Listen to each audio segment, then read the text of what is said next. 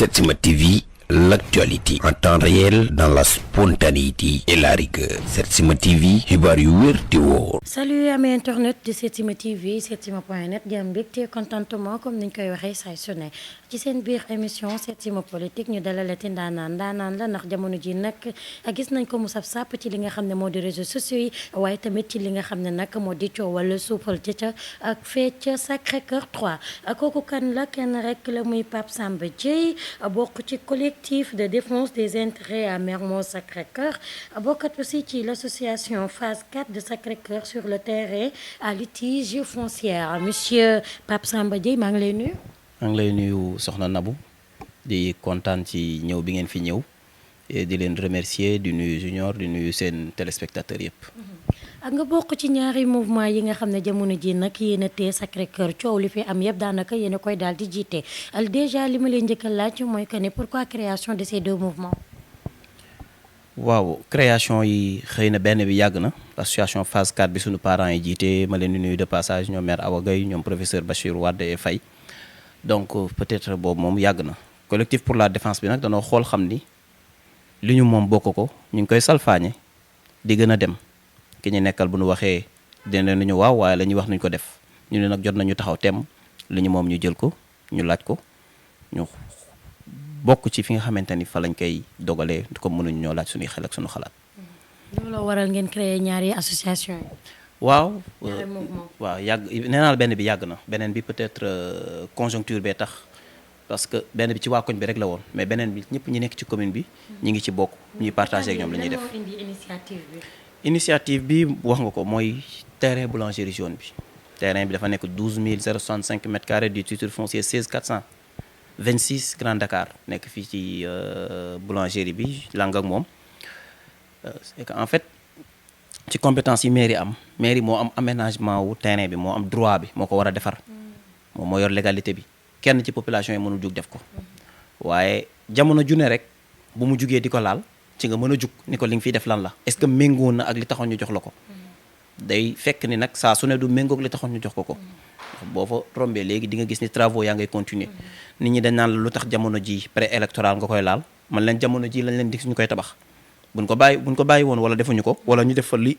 destination initiale ba duñ ci wax. mais liñ ciy tabax aussi dafa mel ni ci intérêt population Sacré-Cœur la parce que tamit à part Auchan bi nga xam ne gis nañ ne moom it day yokk ci mairie bi yokk ci économique mairie bi gis nañ tamit ñu ngi tabax ci ginnaaw Auchan bi centre commercial bu mag donc loolu seen intérêt yéen ñi nga xam ne yéen a dëkk fii Sacré-Cœur. waaw xam nga dafa am lu may wax fan yii yëpp sénégalais yi wala nit ñi wala population bi danoo war a xam rôle état central xam rôle état décentralisé c'est vrai. rôle la muy am économie boo xamante ni dina mën a investir mais rôle am du uti xaalis te xamante ni dafa war a uti xaalis di ko uti nii di ko def déedéet loolu du rôle mairie kon mu dem defi commerce terrain bi usage collectif la maanaam à but non lucratif et usage communautaire maanaam ñun ñi fi dëkk ñoo ko moom boo ko jëlee nga jox ko benn personne x wala y mu def fa investissement am di fa yeeku ak lu mu mën a fay mairie bi ak lu mu mën a doon mënut a amal njariñ waa koñ bi ndax boo jëlee ka fa ne rek nga naan Auchan day def activité buñ fa jëndee dañuy fay la muy fay ñun ñoo ko moom ñun ñi fi dëkk ndax balaa loolu il faut ñu xam historique terrain bi lan la fépp foo dem ci àdduna bi booy aménager mënoo jël lépp def ko kër da nga naan fii jàkka fii juma fii école fii leneen fii dañ ko joxe woon aire de jeu à but non lucratif mënoo tabax lépp fi ñuy kaas jamono yi nga toll ñi ngi kaas naan fépp ñi ngi koy tabax jamono yi ñu toll di kaas naan espace vert amul jamono yi ñu toll di kaas naan xale yaa ngi aéré di wër di taxawaalu bu nu amul fu nu épanouir taxawaalu boobu day yokk jamono ji nga xamante ne ñi ngi naan coowal suuf bëri na wala bëriwul comme collectivité territoriale yi nekk ci milieu urbain yi mënuñoo dëkk ak seen population roq pukkuus leneen lu fa nekk ñu ànd ak ñiy wuruj suuf ci réew mi dem changer destination yi bëgg faa def naka sulul noonu kon SICAP defaroon ko jaay fii nii dina tomber 80 maisons de 150 mètres carrés kon SICAP du ko bàyyi nii dana ko def ay kër waaye bu ko doon def ay kër cadastre état ñoo yor autorisation de lotir si article 42 43 du code de l'urbanisme ñu def fa kuy lotir nan nga war a mën a def nan nga ko war a mën a doxalee ñooñu duñ ko bàyyi mu def ko loolu moo réguler lépp ni nga xamante ni moom la ñu war a defee lotissement ci loolu ci lañ génne terrain bi du woon bii rek nag ginnaaw terrain bi la fa ne ca la bokkoon biñ génnee terrain bi muy 12 065 mètres carrés ñu ne aire de jeu à but non lucratif ban demee ay at ci kanam autorité municipale bi fi nekk ànd ak ñi nekk ci réew mi di wuruj suuf di lijjanti ba def fa et centre commercial ban fa defee et centre commercial ci lañ jug def fi centre commercial bii nga ni centre commercial dañ ñu nga fay def mu nekk à titre précaire et révocable mooy lii fa magasin boobu teg saa yoo bëggee dindi nga ko dindi bu keneen ñëwee dina ko dindi bu contrat ba jeexee bu jubóowul ak ki fii nekk maire dina dem waaye léegi nga wëlbati ko ci gannaaw gis la ca topp nga yaakaaroon ni sax danañ ko bàyyi ak population bi ñu jël di fa tabax dur di fa tabax ay ponk li tabax yoo xamante ni kenn xamul contrat bi fan la jógee kenn xamul ban conseil municipal lañ ko délibéré conseil municipal yu honnête ya fa nekk yu jubi nee na ñoom délibéré wu ñu fekkewum ba ñuy délibéré bañ leen ko indee proposé leen ko danoo amandé ñu jël ko di ko def jox ko benn privé mu war koo exploité def ko ay magasin ni ñu joxee Auchan privé mu war koo exploité def ko magasin am di jaay di fayeeku magasin bu mu mën a doon fépp fu mu nekk ci Ndakaaru bu ñu demee danañ ko fa fekk du ñu nangu ñu ñuy cantiniser suñu terrain boo xamante ni dañ ko waroon a jël jox ko communauté bi mu gérer ko tey boo fi dëkkee yow loo bëri bëri xaalis ak koo mën a doon mënoo aménager terrain bi ndax maire bi moo am autorité bi buñ ko defaree ba pare dañuy xool kii de droit ñu jox ko loolu rôlam la ñu jox ko ñu ni na ko def destination bi nga xamante ni moo taxoon ñu attribuer ko maa ngi fekk protocole d'accord boo xamante ni SICAP ba mu ko koy jox moom la ko joxe woon ni ko terrain bi lii mooy objet bi yokkal ko ci ni ko bis bu ñu jugee bëgg koo changer ñu ngi ñaan état central mu jël ko def ko li ñu wax ni moom lañ ko war a defal population bi en 2008 fekk avant boobu am nañ ci ay contentieux ak maire ba fa nekkoon IGE ñëw fi def fi enquête jox raison association bi bind rapport état bi ni ko association bi ñoo am dëgg ni état bi jëlal terrain bi comme na ko SICAP waxee woon nga def ko li fi destination bi ñu fi waroon a def ba tey loolu lépp amul tey nag lañ toog di ko tabax moo tax suñu coow yi jug tey. D'accord. Quelle est la position de SICAP dans tout ça parce que depuis lors dégg nañ coow li mu ngi daal di bëri mais ñoom dañoo ne tekk tekkaaral rek daal di mel ni dañoo ànd ak ki nga xam ne moom moo di maire bi li muy def. xam nga SICAP position ba mu aménagé ba pare dafa jël titre foncier bi jaay ko maire bi à 1 franc symbolique ci la ci defee charge yooyu mais en 2006 maire bi fi nekkoon yóbbul na SICAP benn avenant mooy luñ dolli luñ sos ni ko dama bëgg def centre commercial ci terrain bi SICAP bindal ko luñ ko war a defee buñ koy def nan lañ koy defee mais ñun ñu ni avenant protocole ba nga xamante ni booy jaay jënd sa kër dañuy dem ni la fii lii lay ne fii tali lay ne fii nangam yow angle ngay jël angle la gën a cher yow yaay tiim jardin bee gën a cher yow yaay tiim terrain football booboo gën a cher loolu ñu ko defoon terrain bi lañ na destination boobu des SICAP bu ko joxee ba mu ko joxee ba pare laa la wax dafa def ay charge ñi bis bu mairie bi bëggee changer destination bi na ko état central jël def ci destination initiale ba ñu waxoon tey boo may laaj responsabilité bi da nga naan ma lan mooy responsable du ministère de l'urbanisme responsable ministère de l'urbanisme ñoom ñi nga xamante ni ñoo yor code de l'urbanisme nga xamante ni changement destination yeeg yëpp lu ala pour li année dañ ci am ñooñu la ñuy wax ñu woo autorité municipale bi ni ko lii ngay def lan la wala ñu woo le ministre des collectivités territoriales ndax moom moo kan encadré maire yi moom mooy supérieur maire yi au niveau de l'état central mu ni maire bi lii nga fiy def lii nga fiy bëgg a teg lan la parce que kenn ku ne am nga fi sa cër yam ñooñu xëy na ñooy nekk ñi nga xamante ni chapeauté nañ terrain bi war cee mën a def dara. D'accord mais jamono ji à chaque fois dañuy gis parce que gis naa sa benn sortie ci benn télé nga daal di wax ba daal di taxé ki nga xam ne mooy l'actuel maire dafa détourné li nga xam ne moo di bien au Sacré-Cœur donc pourquoi acharnement boobu à travers lui. du acharnement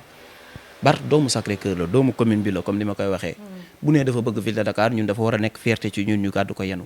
mais mënoo yor li may wax sa bilan médiatique di wër di wax rek di rëy làmmiñ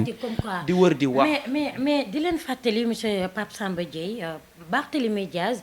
bokk na jamono ji ci les meilleurs maires du Sénégal meilleurs maires yi nga xam ne seen population ñëpp dañoo taxaw ne gongo moom la Sacré-Cœur taxaw Mermoz taxaw donc man soo taxawee ne ma dafay détourné daf may xaw a jaaxal dafay xaw a lëndëmal sama xel daal. mooy bilan médiatique bi ma la wax rek xam nga booy wër di wax. waa ji nee na lu dul dëgg mën naa xëy gont waaye dëgg lu mu yàgg-yàgg mooy àgg. ma ni bilan médiatique bi lañ sonn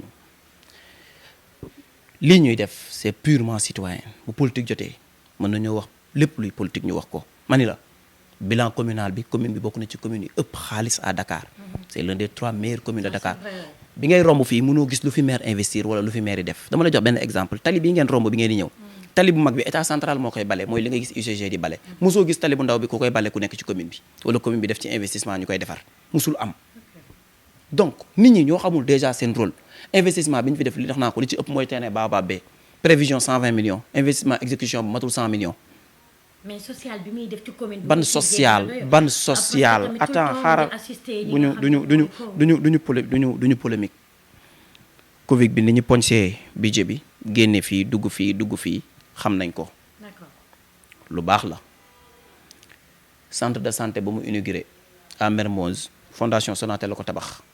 mu bàyyi 1 an après mu tuddee ko yaa rax mu Cheikh Meng jënd matériel au valeur de 110 millions inauguré waat ko tuddee ko Cheikh Meng fondation Sonatel inauguré woon nañ ko ba pare. li ma la wax du ma sore ci politique bi nañ bàyyi caaxaan bi budget bi commune bi la ñuy jagleel investissement dafa ndaw. donc si je comprends bien social bi nga xam ne mu ngi koy def ak yeneen caaxaan la. il peut mieux faire du ay caaxaan social du mës a ne caaxaan ndax dimbali nit koo xamante ni soxla na ko du mës a ne caaxaan. mais il peut mieux faire nañ bàyyi wax ju bëri ji man la bu jotee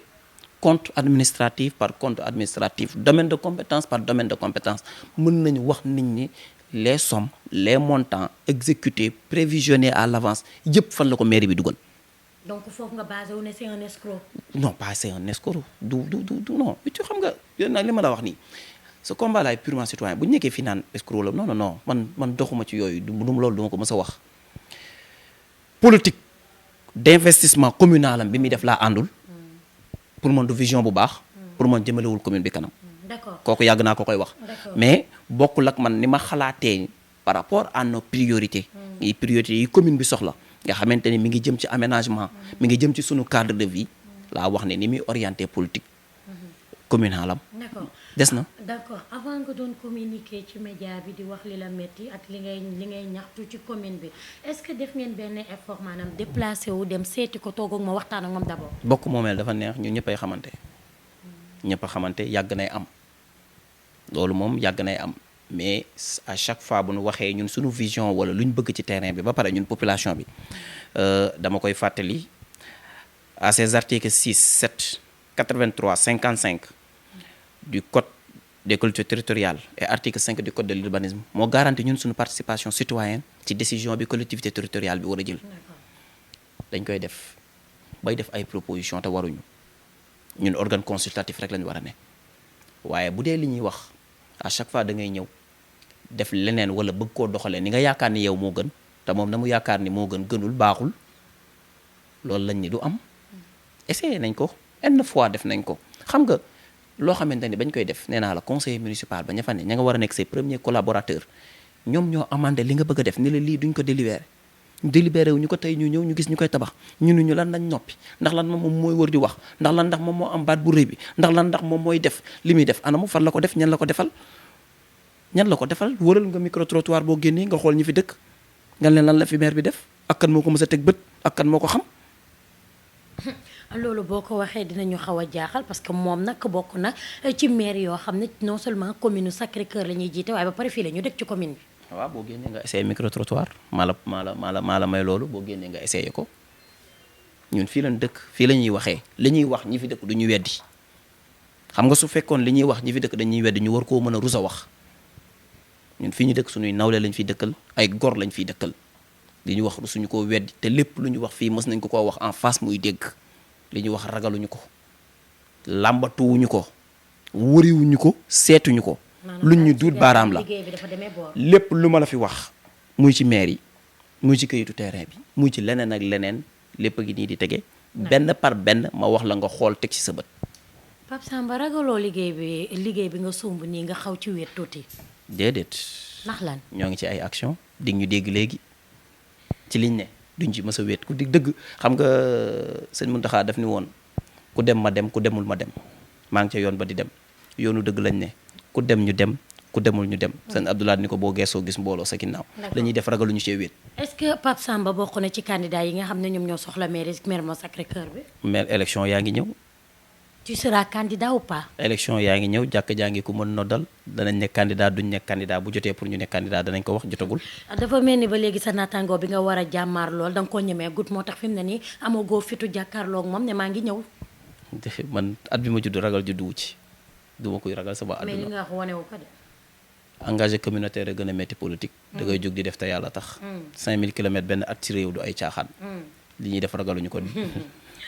d'accord donc actuellement quelle est la solution bi nga xam ne moom mu ngeen war a mën a jël pour résoudre seen problème yi ngeen. l'état central. D'accord. d'arrêter ces travaux là le terrain est en justice terrain bu nekk justice nekk en litige judiciaire. diggante population yi nga xam ne ñoom lañ ko attribué woon ak autorité municipale bi nga xamante ni moo war a aménager. lu mu bon ñu xaar ba décision judiciaire ba génn ñu war koo mën a defar ñuy ñaan l'autorité municipale mu ressaisir mu delloo si xelam àdduna léppay jeex pët tàggali woon mbaam ak i noppam. noo wàññi li mu nekkee nit la comme nit yëpp. ñu arrêté travaux yi ci terrain bi. détournement d'objectif bi ñu bëgg a def nag. tong bi ñu bëgg a def suñu terrain bi. mu neex mu naqari mu bëgg mu bañ. xanaa dañuy jaar suñu kaw waaye du àgg de déedéet.